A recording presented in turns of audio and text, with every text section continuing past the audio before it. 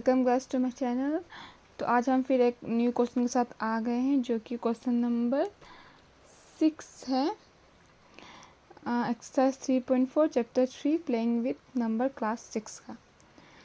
तो क्वेश्चन है, a number is divisible by both 5 and 12 by which other number will that always be divisible.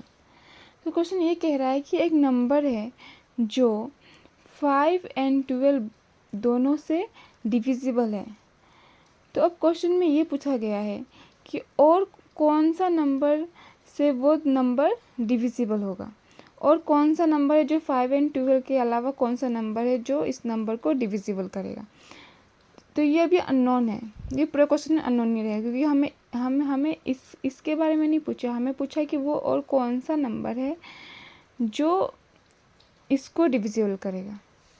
तो हमें वो number निकालना है। तो इसके दो मेथड होंगे, पहला है फैक्टर मेथड, सेकेंड है मल्टीपल मेथड। तो हम दोनों मेथड करेंगे। तो पहले हम करते हैं मेथड 1, फैक्टर मेथड करेंगे। तो फैक्टर के लिए क्या करना पड़ेगा, पहले हमें फैक्टर निकालने पड़ेंगे 5 के, फैक्टर ऑफ 5 जो कि है 1 and 5। अब हम निकालेंगे फैक्टर ऑफ 12 जो कि है 1, 2, 3, 4, 6 and 12। अब हम क्या करेंगे, अब हम देखेंगे कि इनमें कॉमन दिख रहा है, और कॉमन क्या है। तो इससे कि हमें दिख रहा है कॉमन बस 1 है। तो जिस फैक्टर का कॉमन 1 होता है उसे क्या कहते हैं, उसे कहते हैं हम को prime numbers. So therefore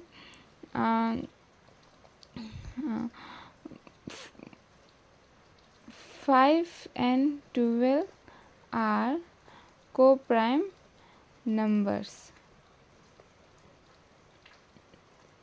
and the common factor is, because the common factor is 1। तो फ्रेंड्स, अब इसके बाद एक रूल है, अगर आपको याद नहीं है तो चलिए हम फिर से बता देते हैं, जो कि डिविजिबिलिटी रूल है। If A number is divisible by 2 co-prime numbers,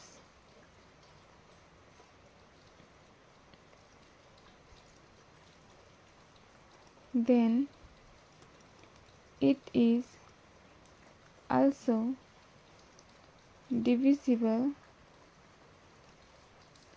by the product of those co-prime number।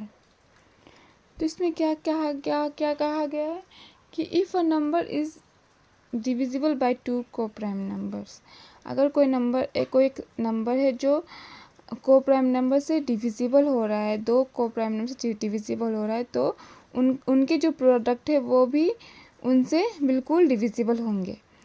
तो उसके लिए क्या करना पड़ेगा, हमें उनके प्रोडक्ट निकालने पड़ेंगे।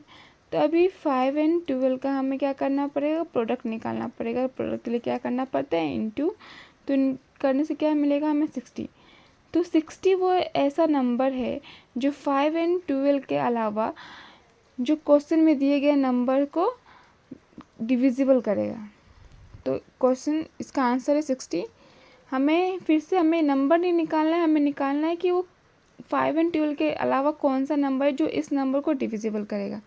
तो हमारा इसका आंसर निकल गया फर्स्ट मेथड से। अब हम यूज़ करेंगे सेकेंड मेथड जो कि है मल्टीपल मेथड।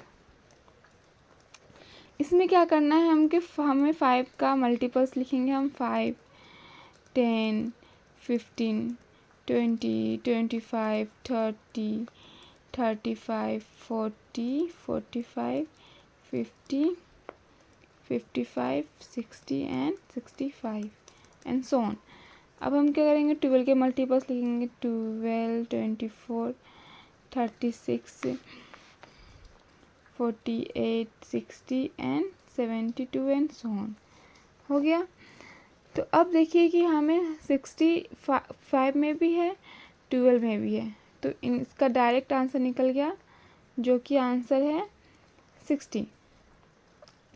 पर फ्रेंड्स मैं इसको इग्नोर करने के लिए ही बोलूँगी, क्योंकि आप देखिए इसमें कितना ज़्यादा मल्टीपल्स निकालना पड़ा, वो भी हमें पता नहीं है कि वो कब निकलेगा। तो छोटा नंबर था, पर अगर आपके एग्ज़ाम में बड़ा नंबर आ गया तो ये थोड़ा टफ होगा।